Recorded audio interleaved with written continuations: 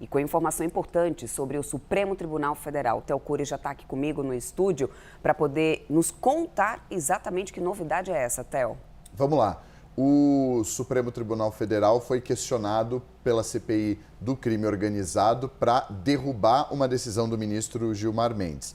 A CPI do crime organizado acionou o Supremo, recorrendo de uma decisão do Gilmar Mendes que barrou a quebra de sigilo bancário, fiscal e telemático da Maridit, empresa que tem entre os sócios o ministro do Supremo Tribunal Federal, Dias Toffoli. O caso foi parar nas mãos do ministro Luiz Edson Fachin, ele é presidente do Supremo Tribunal Federal, e o Fachin negou o pedido da CPI do crime organizado, Débora, de reverter a decisão de Toffoli e manter o que a CPI aprovou, que foi a quebra do sigilo. Com isso, está mantida a decisão de Gilmar Mendes, suspensa a quebra de sigilo bancário, fiscal e telemático da Maridit, que é essa empresa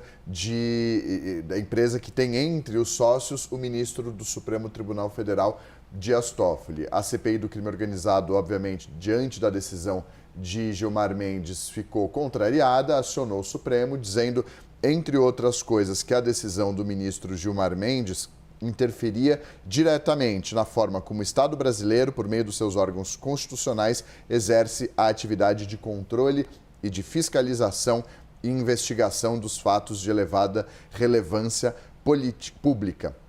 E que a decisão de Gilmar Mendes se trata de uma grave lesão à ordem pública e institucional. O ministro Gilmar Mendes tomou essa decisão, a CPI recorreu ao Supremo Tribunal Federal, diretamente ao ministro Luiz Edson Fachin, com uma suspensão de liminar. Esse é o instrumento processual escolhido pela CPI do crime organizado. Qual que foi o principal argumento do ministro Edson Fachin, Débora? Que não cabe à presidência do Supremo cassar a decisão de outros ministros, que isso só acontece quando é um caso extremamente excepcional e de uma urgência e uma complexidade que demandam uma decisão que é considerada atípica no Supremo. Então, não é comum, isso de fato não é comum, um ministro, um presidente do Supremo Tribunal Federal derrubar a decisão de outros colegas.